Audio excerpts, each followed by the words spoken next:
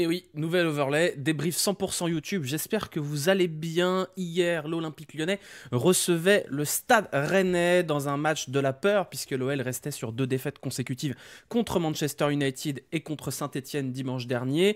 Dans le même temps, les concurrents ont continué de gagner, notamment Nice du côté du Parc des Princes. Il fallait donc absolument se redresser pour l'OL, se mettre en avant et espérer quelque chose de cette fin de saison. On va débriefer cette belle victoire, puisque l'Olympique Lyonnais, hier, a gagné le foot contre le Stade Rennais. Bienvenue à vous. Comme vous le voyez, on est sur un débrief 100% YouTube. Ce sera probablement la norme l'an prochain. N'oubliez pas de vous abonner, de laisser des pouces, des commentaires, etc. etc. On va donc débriefer cette belle victoire de l'OL qui remet l'Olympique Lyonnais dans le match. Comme je vous l'ai dit, la victoire était obligatoire puisque Nice s'est imposé du côté du Parc des Princes et Strasbourg s'est également imposé sans trop de difficultés. L'OL était donc 7e après ces résultats-là et dans l'obligation de s'imposer contre le Stade Rennais à domicile. Le Stade Rennais qui n'a pas toujours réussi à l'Olympique Lyonnais, et ça a été chose faite et bien faite puisque l'Olympique Lyonnais a tarté la tronche du Stade Rennais sans aucune forme de procès. Victoire 4-1, et franchement une victoire 4-1 qui ressent même un 6 ou un 7, tellement on a vu de buts, puisqu'il y a eu 3 buts annulés pour hors-jeu du côté de l'Olympique Lyonnais.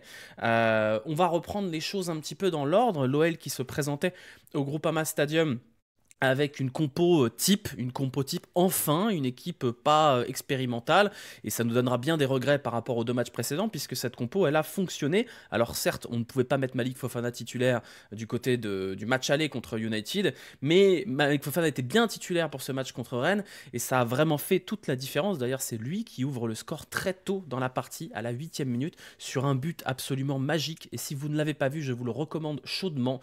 Vraiment, il mélange le défenseur rennais sur le côté gauche de la surface, frappe enroulée, barre, enfin absolument magnifique. Alors il y a eu une longue intervention du VAR pour savoir si le ballon était sorti sur l'accélération de Maitland-Niles qui donne le décalage du côté du but.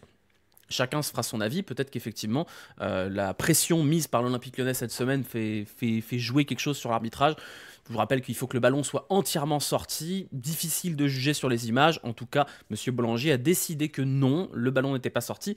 1-0 pour l'Olympique Lyonnais, et ça continue puisqu'à la 25e minute, avec un nouveau déboulement de Maitland-Niles sur le côté droit, une remise du côté de Tolisso qui frappe en première intention enroulé, magnifique petit filet, 2-0. Ça continue avec Alexandre Lacazette à la 39e minute, bien servi par Almada qui vient fusiller le gardien de Rennes pour enfin un but à la hauteur d'Alexandre Lacazette. 3-0 à la mi-temps. C'est une des meilleures premières mi-temps de l'Olympique Lyonnais cette saison. On l'a dit plusieurs fois cette saison. Et malheureusement, quand l'OL fait des bonnes premières mi-temps, généralement, ça ne suit pas derrière, et ça n'a pas vraiment suivi derrière, puisque pendant 20 minutes, l'OL va tergiverser. La faute notamment à un brain freeze, vraiment le cerveau qui bloque du côté d'Almada, qui à peu près seul mais pressé du côté du poteau de corner, décide d'envoyer un parpaing devant le but qui tombe sur Meïté, qui permet au Stade Rennais de réduire l'écart 3-1, et là on commence à se dire... Est-ce qu'on ferait pas caca culotte quand même? Et bien heureusement non, même s'il y a eu une très grosse occasion du côté de Rennes qui donne un très très bel arrêt de Lucas Perry, vraiment il se détend magnifiquement. Derrière on a la sortie de Lacazette pour l'entrée de Mikotadze, et immédiatement l'Olympique Lyonnais inscrit le 4e but, un 4e but absolument fabuleux également, avec Mikotadze qui s'appuie sur Cherki qui lui remet... Espèce de reprise acrobatique qui donne le 4-1. L'OL déroule, victoire 4-1, victoire précieuse, victoire qui permet à l'OL de remonter provisoirement à la 4e place, et désormais à la 5e, puisque Lille, au moment où je vous parle, vient de s'imposer contre Angers. Mais surtout, dans la journée, Monaco a fait match nul contre Le Havre, et donc tout ce petit monde est très bien tassé en haut du classement, et on peut assez aisément dire que si l'Olympique Lyonnais réussit l'exploit quand même de remporter ses 3 derniers matchs, il est fort probable que l'OL réussira à aller dans le top 4, parce que je vous rappelle que l'OL affrontera Monaco dans les prochaines semaines. Qu'est-ce qu'on a de bien à dire sur ce match? Déjà, sur le plan de jeu de Rennes, même si c'est pas ce qui nous intéresse le plus, Rennes n'était pas venu pour jouer au football. Ils sont restés très bas, ils ont très peu pressé jusqu'à l'ouverture du score, et c'est une bonne chose de voir que l'OL a été capable de déstabiliser un bloc bas, puisque Rennes, vous l'avez vu, généralement joue à 5 derrière, 3 défenseurs centraux et 2 latéraux très offensifs, et ça a pas tenu longtemps. Il a suffi que Fofana commence à mélanger côté gauche pour que ça passe, et ensuite il a fallu une très très bonne performance de Hensley Maitland-Niles qui a pris l'espèce de demi-espace entre Truffert Truffert et Jérémy Jacquet et qui leur a fait une misère pendant tout le match. Vraiment, ça fait plaisir de voir Ainsley Maitland-Niles de retour à un niveau comme ça. On avait bien cru le perdre aux alentours de cet hiver. Là, il était l'ombre de lui-même et là, Maitland-Niles est revenu à un très très bon niveau. Il donne une passe décisive sur ce match-là. Il a créé énormément d'occasions. Ça fait très plaisir de le voir à un niveau comme ça et ça fait aussi peut-être un petit peu regretter de ne pas l'avoir davantage vu sur les matchs clés des dernières semaines. Et ce sera un petit peu la tonalité de cette victoire. Bien évidemment, on est très content que l'Olympique Lyonnais ait livré une très très belle prestation contre Rennes. On est très content de voir que cette formation a bien fonctionné, que les joueurs ont été complémentaires. On est très content encore plus de voir que l'OL a toujours quelque chose à espérer dans cette fin de championnat. Mais c'est difficile quand même de ne pas avoir une certaine forme de frustration, de se dire que ce milieu Tolisso-Matic, puisque c'était le cas, on avait une formation en 4-2-3-1 avec Tolisso-Matic au milieu de terrain, Almada devant, Fofana à gauche, Cherki à droite et Lacazette en pointe, bah on l'a pas vu. On l'a pas vu sur les 2 matchs contre Manchester et on l'a pas vu lors du derby. Vraiment, c'est peut-être ça. Et vous allez dire, oui, Charlie, tu râles. Mais ouais, je râle parce qu'effectivement, se dire que Matic, qui a fait une très bonne prestation contre Rennes, n'a pas joué une seule minute du match de la confrontation contre Manchester, c'est quand même bien dommage quand on voit qu'il a été très très très précieux, surtout face à une équipe qui jouait bas. Et vraiment, il y a de quoi avoir un certain nombre de frustrations, de se dire que les milieux de terrain dans les matchs les plus importants de cette saison à l'Olympique Lyonnais, ça a été Verretou, Akoukou et Tessman. Voilà, on en pensera ce qu'on veut, mais moi, ça me valide dans mon opinion que malheureusement, le match, la confrontation contre Manchester et le derby sont à mettre au crédit des échecs de Paulo Fonseca, comme ce match-là est à mettre à ses succès. Voilà, on pourra ressasser autant que vous voulez, mais difficile de ne pas se dire que cette équipe qui est capable de rouler sur Rennes, clairement, alors on va en parler de Rennes un petit peu plus tard, mais il y avait peut-être moyen de faire un petit peu mieux sur le match contre Manchester. Manchester qui, encore une fois, n'a pas gagné puisqu'ils ont fait match nul contre Bournemouth. Manchester qui est actuellement 15e de Première Ligue et on va arrêter de parler de Manchester désormais. Première mi-temps, donc, comme j'ai dit, brillante dans tous les compartiments du jeu. Même la défense a été plutôt solide sur toute la première période. Quasiment aucune occasion concédée en première mi-temps.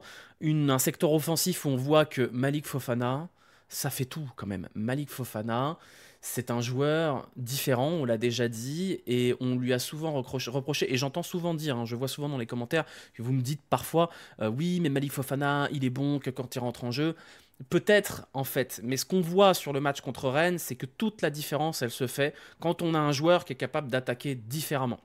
Et qu'est-ce que j'entends par attaquer différemment? C'est-à-dire que normalement, dans les 4 autres offensifs lyonnais, vous avez Mikotadze, Almada, Lacazette et Cherki, et ce sont tous des joueurs axiaux. Ce sont tous des joueurs qui ont besoin de prendre le ballon dans les pieds. Ce ne sont pas vraiment des joueurs de profondeur, ce ne sont pas des joueurs de vitesse. Et on voit que le problème de fond avec cette équipe dans la manière d'attaquer, c'est qu'on n'a pas de profondeur. On n'a personne qui élargit, on n'a personne qui étire sur la longueur du terrain. Et quand on a Malik Fofana, tout change puisqu'il crée un danger permanent par ses appels, il crée un danger permanent par ses percussions, pardon.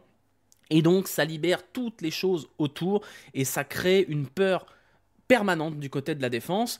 On avait Nuama avant qui était aussi capable de faire ça, alors parfois avec moins de réussite, c'est vrai, mais d'avoir cette largeur, d'avoir cette potentielle vitesse, d'avoir cette capacité d'aller percuter en 1 contre 1, que n'ont pas forcément des joueurs comme Cherki qui brillent par la passe, que n'ont pas forcément les joueurs comme Almada qui également brillent peut-être par des démarrages, mais pas par des accélérations.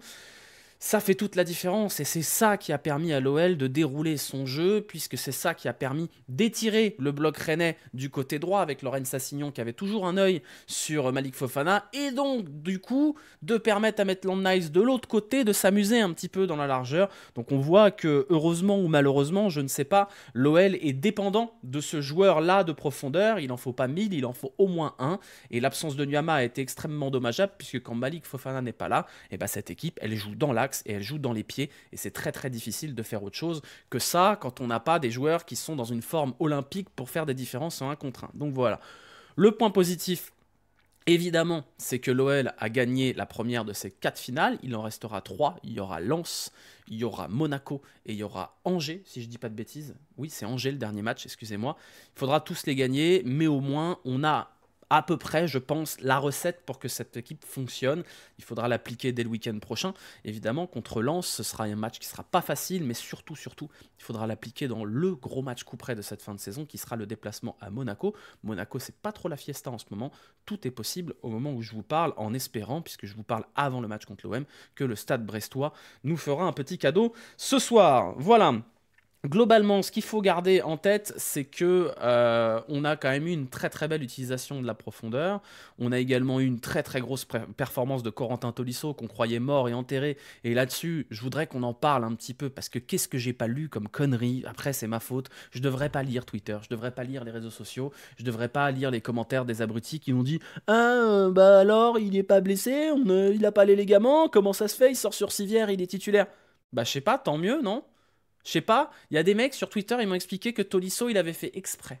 Il avait simulé sa sortie sur civière pour obtenir un rouge. Alors je vous rappelle, à toute fin utile, que Corentin Tolisso est sorti sur civière après que le rouge sur Stassin avait été annulé, et que il a quand même privé son équipe de sa présence, et que donc je comprends mal la logique qui consiste à dire oui, alors Tolisso, en fait, il a totalement simulé le fait de taper son genou par terre, il est sorti.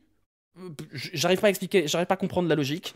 C'est tant mieux que Corentin Tolisso soit revenu plus tôt que prévu. Est-ce que c'est un miracle? Peut-être. En attendant, si vous avez des doutes sur la sincérité de la blessure de Tolisso, je vous invite à aller revoir le choc sur son genou. Je vous rappelle que Corentin Tolisso, c'est un joueur qui a littéralement niqué sa carrière à cause des blessures. Il est parti au Bayern de Munich, les blessures l'ont saccagé au Bayern de Munich, et depuis qu'il est revenu à Lyon, ça a toujours été très compliqué, sauf cette saison, donc on peut quand même se réjouir de voir que Corentin Tolisso va bien et a encore sorti un match absolument monumental dans tous les compartiments du jeu. Sur le deuxième but, c'est lui qui marque le but. Sur le troisième but, c'est lui qui jaillit sur le Rennais pour orienter la contre-attaque. Match absolument XXL de Corentin Tolisso. C'est un vrai pur miracle qu'on ait eu droit à un Corentin Tolisso à un tel niveau pendant toute la saison. Et on va espérer que ce soit comme ça sur les 3 derniers matchs, puisqu'il est le point d'orgue de cette équipe, hein, l'homme sans qui ça tourne pas aussi bien. Qu'est-ce que j'ai noté d'autre? En vrai, il n'y a pas grand-chose de plus à noter, si ce n'est que cette équipe, elle a bien tourné. Cette équipe, elle laisse un certain espoir pour la suite des événements du côté de l'Olympique Lyonnais, un espoir de terminer dans le top 4 et pourquoi pas le podium, on ne sait jamais. Hein. On voit que tout est encore possible. Il y a 1-2 points pour aller chercher le top 3. Donc, croisons les doigts. Qu'est-ce que j'ai d'autre à vous dire là-dessus, si ce n'est qu'il y a quand même un moment assez rigolo avec Ryan Cherki qui sort en fin de match et qui râle, met sa main devant la bouche, et sauf qu'on entend tout et il dit pourquoi vous faites rentrer des défenseurs à 4-1 ? Bon, allez, si on veut chipoter, on peut dire que c'est vrai que faire rentrer Koumbedi et Abner en fin de match alors qu'on gagne 4-1 et que le goal average, ça va être important pour la fin de saison. On voit bien que là, l'OL a fait plus 3 contre Rennes en goal average. C'est peut-être ça qui va faire la différence entre la 4e et la 6e place en fin de saison. Je suis un petit peu chagriné parfois de voir la relative frilosité de Jorge Maciel et de Paulo Fonseca. On a eu Enzo Molebe dans le groupe, on a eu Alejandro qui a été dans le groupe pendant un mois et on n'a pas eu une seule minute des jeunes. Bon, faut peut-être les laisser rentrer dans un match comme ça qui est à peu près plié et où on peut peut-être mettre le 5e, on ne sait pas. Bon, on a quand même fini le match avec Abner, ailier gauche, et Koumbedi, ailier droit, et Ryan Cherki qui râle parce qu'on fait rentrer des défenseurs. Bon, voilà, c'est vraiment pour chipoter parce qu'il n'y a pas grand-chose à chipoter sur ce match, à part la grosse saucisse d'Almada qui donne le but de Rennes, et éventuellement les changements un peu frideux. Voilà, pour le reste, on a pris beaucoup de plaisir au stade. Moi, j'ai pour une fois profité un petit peu de ma soirée parce que j'étais invité en salon, parce que j'étais jury d'une opération qui consistait à manger des burgers et à noter le meilleur. Donc voilà, sachez que si vous avez un burger avec des petites carottes râpées et du saucisson lyonnais dans les prochaines semaines, c'est de ma faute, c'est moi qui ai donné la victoire au chef lyonnais de l'inattendu. Donc merci à toi Marc, parce que c'était très bon. Voilà, la conclusion là-dessus, je vais vous montrer de manière générale, je vais vous montrer les classements, si je les ai sous la main. Voilà, non, ça c'est les stats, c'est pas le classement. Ça, juste pour vous montrer qu'il y a quand même eu beaucoup de réussite côté lyonnais. C'est vrai, c'est pas un match où on a écrasé Rennes au niveau des occasions, mais on s'en fout un petit peu, ça a très bien fonctionné là-dessus. Qu'est-ce que je voulais vous montrer? Oui, je voulais vous montrer le classement, évidemment.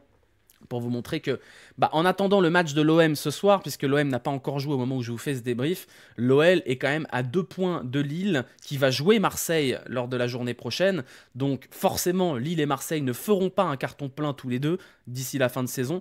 Donc théoriquement, l'OL a à peu près son destin entre ses mains, sauf si l'OM gagne contre Lille, puis que Lille gagne tous ses derniers matchs. Il y a quelque chose à aller chercher. On peut déjà aller chercher Monaco en gagnant contre Monaco à Monaco. Ce sera très dur, mais dans cette optique-là, si l'OL gagne ses 3 derniers matchs, l'OL sera assuré d'être dans le top 4 à la fin de saison, voire potentiellement le top 3 en cas de résultat favorable du côté de Lille et Marseille. S'ils pouvaient faire match nul, ce serait absolument parfait. Voilà, on ne pensait pas en être là après avoir perdu le derby. Merci au Havre d'avoir fait le taf contre Monaco. On va espérer que Brest le fera ce soir du côté du stade Vélodrome, même si très franchement j'y crois pas trop. Je vous rappelle également que Strasbourg va jouer le Paris Saint-Germain qui s'est incliné contre Nice à domicile et qui sera donc pas invaincu cette saison, donc littéralement il ne joue plus rien, le Paris Saint-Germain, donc on peut quand même douter de leur sérieux du côté de Strasbourg, surtout que le match interviendra pile entre les deux confrontations contre Arsenal, donc ce serait pas surprenant qu'ils balancent ça par la fenêtre. Voilà, on a globalement terminé tout ce qu'il y avait à dire là-dessus. Je vais vous montrer, on va faire ça rapidement parce que je les ai déjà faites, mes notes, hop là, elles sont là pour vous montrer. Qu'est-ce que j'ai mis comme note? J'ai mis 6 à Lucas Perry parce que je l'ai trouvé assez sérieux de manière générale pendant tout le match. J'ai mis 7 à Maitland Niles parce que pour moi c'est le meilleur défensivement et c'est le meilleur offensivement dans ce match-là. Une passe décisive et beaucoup de danger apporté du côté de la surface rennaise. Mata Niakate, j'ai préféré la performance de Niakate. J'ai été moins convaincu par Mata, que j'ai trouvé un tout petit peu fébrile, mais en vrai on chipote. C'est vraiment dommage d'avoir pris ce but, mais c'est pas vraiment de leur faute, même si en vrai il y a peut-être moyen d'intervenir ou de mieux couvrir. Mais bon, c'est difficile de penser que ton milieu offensif va balancer une passe D à Meïté. Tagliafico, match très sérieux également du côté gauche. Là où vraiment ça a fait la différence, c'est du côté du milieu de terrain, où Matic, c'est quand même une valeur sûre dans ces matchs-là face aux équipes bloc bas. On l'a vu très souvent redescendre et attendre que Rennes se mette à presser pour démarrer, et c'est ces séquences-là qui ont permis à l'OL de marquer. Tolisso, match absolument monstrueux, on va pas se mentir. Match monstrueux de Tolisso, un but, à l'origine du 3e but, partout sur le terrain. Monstrueux, pourvu que ça dure, Corentin Tolisso. Devant, moi, j'ai trouvé Almada pas terrible. Alors vous allez me dire, ouais, mais Charlie, il fait 2 passes décisives. Oui, c'est vrai. La première passe décisive, ça compte comme une passe décisive, mais en vrai, la passe, elle n'est pas décisive parce que c'est Fofana qui fait tout et qu'enroule. Et bon, c'est juste une passe. Voilà, ça compte comme une passe décisive. On va tone down, on va dire. La deuxième passe décisive sur Lacazette, ok, elle n'est pas si mal donnée, mais elle n'est pas donnée de feu non plus, et c'est Lacazette qui finit bien. Pour le reste, Almada, il y a quand même cette énorme saucisse qui donne un but à Rennes et qui peut quand même faire tourner le match, parce qu'il suffit que Lucas Perry rate son arrêt derrière, il y a 3-2 et on ne sait pas comment ça se finit. Donc j'en veux un petit peu à Almada d'avoir fait je sais pas, d'avoir son cerveau qui a déconnecté une minute. Et puis de manière générale, je ne l'ai pas trouvé hyper inspiré pour le reste, donc c'est peut-être une note un peu sévère, mais je lui ai mis 5,5. Cherki, un peu pareil, pas forcément hyper inspiré, mais une passe D quand même, une passe D magnifique sur le but de Mikotadze. Lacazette, bon match pour le coup, il y a eu quelques occasions ratées, mais le but qu'il met est très beau. Il y a un deuxième but qui est mis aussi, refusé pour hors-jeu, logique, mais c'est un match qui est presque un peu rassurant sur la fin de saison pour Lacazette. Il reste 3 matchs, ce serait bien qu'il nous finisse en trombe, voilà, même si Mikotadze a visiblement aussi une inspiration et les jambes derrière. Et évidemment Malik Fofana, 7, pourquoi un seul but, magnifique but, mais un match très rassurant de Malik Fofana. Quand je regarde mes notes, je me dis que j'ai presque été un peu sous-noté. J'aurais peut-être mis 6,5 à Tagliafico, à bien y réfléchir, peut-être 6,5 à Matic. Voilà à peu près globalement ce qu'il fallait dire sur ce match. Maciel, j'ai mis 7,5, c'est un très bon match. J'aurais mis 8 s'il n'y avait pas eu des changements aussi frileux à la fin. Mais vraiment, on chipote. Voilà. Écoutez, on a terminé pour ce débrief qui aura duré une vingtaine de minutes. C'est un format qui sera de plus en plus comme ça pour l'an prochain, je pense. On va changer la dynamique des débriefs. Les débriefs tomberont directement sur YouTube et il y aura un peu un débrief du débrief sur Twitch. L'idée, c'est que les débriefs tomberont le lendemain matin et pas à 1h du matin, parce que je vous avoue que je suis un peu fatigué de devoir tout le temps pousser très tard les soirs de match. Donc voilà, on aura de plus en plus des débriefs de ce format-là, full YouTube et sur Twitch, avec un peu plus de blabla, un peu plus de réponses aux questions. J'espère que ça vous va comme format. En tout cas, n'hésitez pas à me dire dans les commentaires si ce format-là vous préférez, si vous préférez Twitch ou quoi que ce soit. Si vous préférez, parfois il y a des mecs sur YouTube qui préfèrent peut-être avoir le chat à côté, j'en sais rien.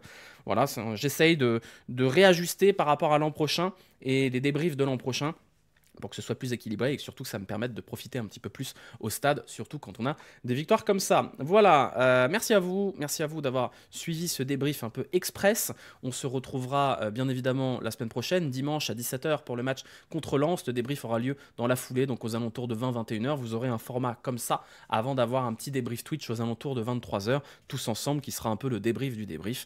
En attendant, prenez soin de vous, bien, bonne semaine à vous, une semaine un peu plus cool que la précédente, effectivement. Et si vous regardez ce débrief après le match de l'OM, j'espère qu'ils ont perdu. Et sinon, allez Brest, hein, écoutez. Allez, bisous, ciao, à bientôt.